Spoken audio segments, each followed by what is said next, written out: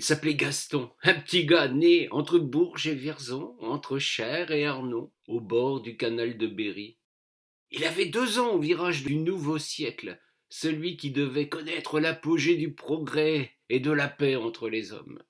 C'est du moins ce que l'on disait dans cette école nouvellement créée, qu'il avait fréquentée jusqu'à l'âge de 12 ans. Quand il eut l'âge de travailler, ses sabots de bois le conduisirent vers l'usine des tracteurs de Vierzon, le fleuron et la fierté d'une ville alors particulièrement industrieuse. Il connut les coups des contremaîtres, les remontrances des ouvriers, les colères des chefs et les fatigues d'un travail d'11 heures par jour, 6 jours par semaine. Gaston avait fait son apprentissage. Il avait appris la mécanique agricole, ce formidable espoir qui devait libérer les hommes des travaux trop difficiles. Mais lui, il rêvait de liberté, de grand air. Il avait passé sa jeunesse entre les rivières et le canal. Il aimait pêcher et regarder passer les mariniers et les bateliers. C'est vers ces derniers qu'allaient ses envies. Il se voyait batelier du canal. Mais comment faire quand on est enfant d'ouvrier? Le père avait connu les usines de faïence, puis s'était essayé aux travaux de la vigne, avant que de se retrouver embauché dans l'usine des tracteurs, là où il était parvenu à faire entrer son gamin.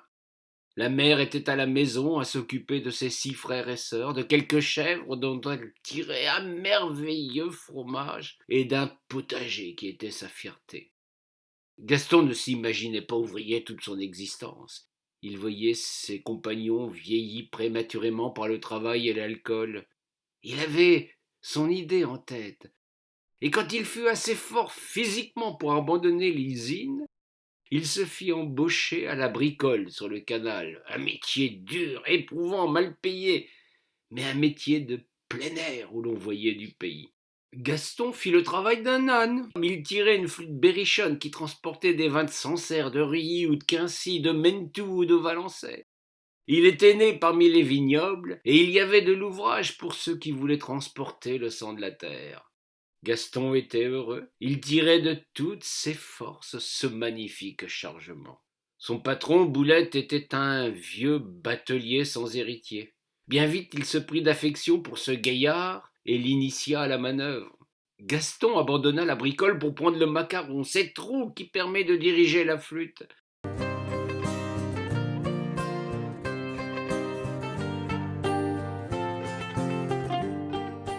Il y avait tant à faire sur une flûte.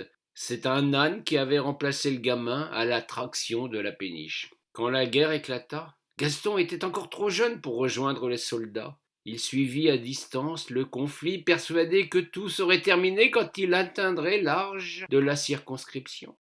Mais les nouvelles étaient mauvaises. Beaucoup de familles du pays recevaient une lettre qui annonçait le sacrifice de l'un des leurs. Mort au feu!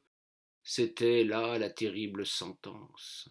Boulette était inquiet, à la fois pour sa santé de plus en plus déclinante et pour son arpette. Il fit une chose incroyable pour l'époque, il offrit sa flûte au gamin, persuadé que cette responsabilité allait lui permettre d'échapper à ce qui ressemblait de plus en plus à un carnage infâme. Il signait par là même un contrat qui lui permettait de subvenir à ses besoins pour le peu de temps qui lui restait à vivre. Il sentait sa fin si proche. Gaston n'en croyait pas ses yeux. Lui, fils d'ouvrier, le gamin qui avait quitté l'école à 12 ans sans même son certificat d'études, était maintenant patron et propriétaire d'une flûte. La charmante. Il se prit de l'envie de quitter son canal de Berry pour découvrir les autres canaux du pays. C'est ainsi que son destin allait basculer.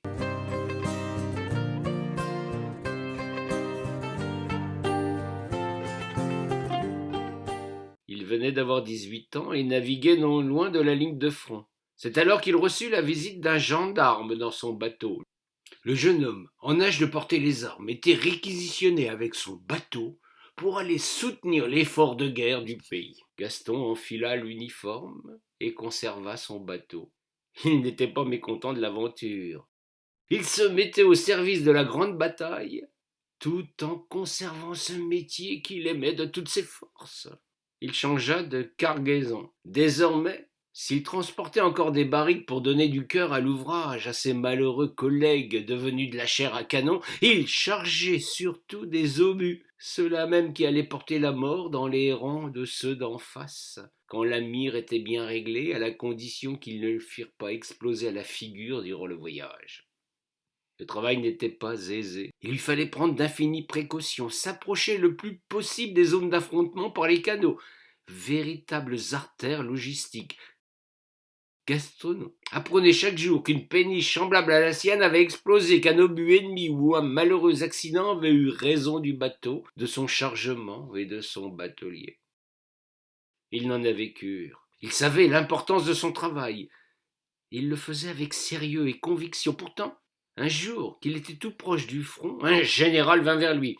Il exigea qu'il dépose sur-le-champ son chargement et qu'il se mette au travail avec des compagnons charpentiers pour transformer sa péniche en navire-hôpital. Une idée qui en valait bien une autre. Ailleurs, d'autres gradés s'étaient mis en tête d'installer des canons sur des bateaux. En quelques jours, la péniche de Boulettes fut méconnaissable. Elle était désormais couverte entièrement. On y avait entassé sur 2 niveaux sombres et de faible hauteur des lits et du matériel médical. Bientôt, la Charmante allait accueillir 30 malheureux au corps brisé. Gaston devenait un ambulancier canalou d'une nouvelle espèce. Cette guerre n'était pas en mal de curieuses idées. Gaston reçut son premier chargement. Il n'en croyait pas ses yeux. Ces hommes n'étaient plus que douleurs, plaies et pansements. Il geignait à longueur de temps. Il en mourait autant durant le trajet vers l'hôpital le plus proche. Il vivait un cauchemar épouvantable, sans même connaître l'effroi des tranchées et des assauts furieux. Il avait tout compris de cette boucherie à distance. Gaston devait s'approcher le plus possible de la zone des combats pour récupérer son lot de malheureux. Parfois son canal le conduisait si près de la ligne de front qu'il n'était pas à l'abri des bombardements. C'était là ce qui allait lui arriver. Ce jour-là, il venait de remplir sa péniche d'hommes. Peut-on encore qualifier ainsi ces corps en souffrance, ces corps incomplets et martyrisés? Gaston avait tant vieilli à effectuer cette curieuse mission. Il avait perdu sa joie de vivre et même l'amour de son métier. Il y avait 30 grands blessés à bord quand il reçut de plein fouet un obus. La péniche embrasa immédiatement. Gaston n'eut pas le temps de faire quoi que ce soit pour ces pauvres passagers. Il n'eut que le temps de se jeter à l'eau dans un réflexe de survie qu'il se reprochait amèrement. Sur la rive de ce maudit canal, Gaston entendit alors les hurlements de désespoir de ces hommes qui brûlaient vifs dans les flammes de l'enfer. Il se boucha les oreilles, mais rien n'y faisait. Il entendait ces appels désespérés. Combien de temps fallut-il avant que le silence ne se fît? Gaston n'aurait su le dire. Tout se passa si vite, cela lui sembla avoir duré un temps infini. Gaston resta prostré, hébété, silencieux, incapable de bouger. Il serait encore là avec des cris qui résonnaient dans sa tête si on était venu le chercher. Ce qui se passa ensuite, il n'en a aucun souvenir. Sa vie semblait s'être arrêtée sur le bord de ce canal quand sa péniche avait sombré dans l'eau.